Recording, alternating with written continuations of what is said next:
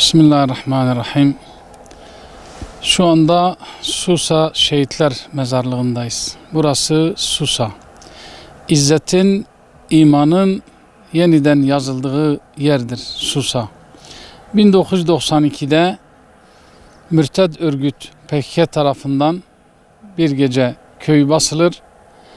Camide Kur'an dersi veren Peygamber Efendimiz Aleyhisselatü Vesselam'ın mübarek hayatını yatsı namazdan sonra anlatan, cami gençlerinin ve cami cemaatinin toplanıp Allah'ı andığı, zikrettiği bir gecede zalimler asker kılığına girerek camiyi basarlar ve orada kardeşlerimizi şehit ederler.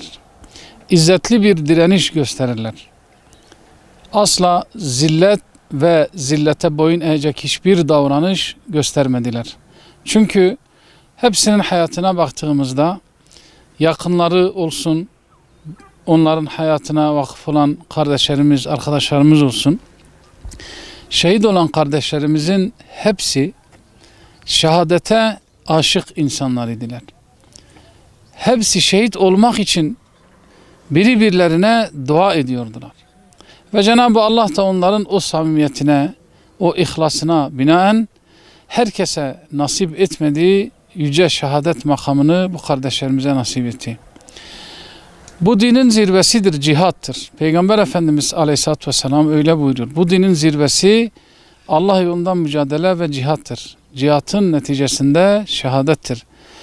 Yüce Rabbimiz Celle Celaluhu Kur'an-ı Kerim'de şehitlerin ölmediğini, onların diri olduğunu, Allah katında rızıklandırıldığını ve kendisinden sonra geride kalan kardeşlerine hiçbir korkunun olmadığını müjdelerler. Şehadet duygusu ve şehadet arzusu sürekli İslam dinini dipdiri tutmuş, mücadeleyi canlı tutmuş, mücadeleyi diri tutmuştur.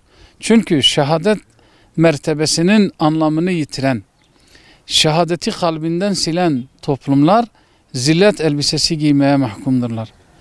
İslam tarihine baktığımızda, hatta insanlık tarihine baktığımızda Hazreti Adem Aleyhisselam'dan ta günümüze kadar hangi toplum şehadeti arzulamışsa, şehit olmak için çaba göstermişse o toplum asla esir olmamış, boyunduruk altına alınmamıştır. Sadece ve sadece Allah'a kul olmuş, Allah'a kulluk etmiştir. Yeniden dirilmemiz, İslam'ın yeniden eski günlerine dönmesi, topluma, insanlığa hakim olması, insanlığa adaleti getirmesi bizim şehadete bakış açımızla orantılıdır. Eğer biz şehadeti namazlarımızda alnımızın çatısına yazarsak, dualarımızda Allah Celle Celaluhu'ndan şehit olmayı temenni eder, arzu edersek, o zaman her şey güllük gülistanlık olacak. Her şey eski haline dönecek. Yeryüzüne adalet hakim olacak.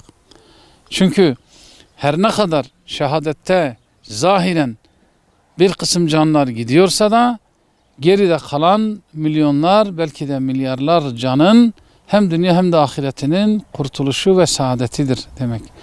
Şehadet ve şehit tıpkı şehit bir mum gibidir. Nasıl mum kendini helak eder, kendini feda eder ama etrafı aydınlatma uğruna. Etrafı aydınlatırken yavaş yavaş kendini de yok eder. Şehit ve şehadet de aynen böyledir. Şehitler geride kalanlar aydınlık içerisinde olsun diye, dünya ve ahiretleri karanlıklar içinde olmasın diye kendini feda eden salih insanlar ve salih kişilerdir. Cenab-ı Allah'tan temennimiz şehitlerimizin makamını âli eylesin. Bizleri de bir an dahi olsun onların yolundan ayırmasın. Şehadeti alnımızın çatısına yerleştirsin. Dualarımızda şehadeti eksik etmesin inşallah.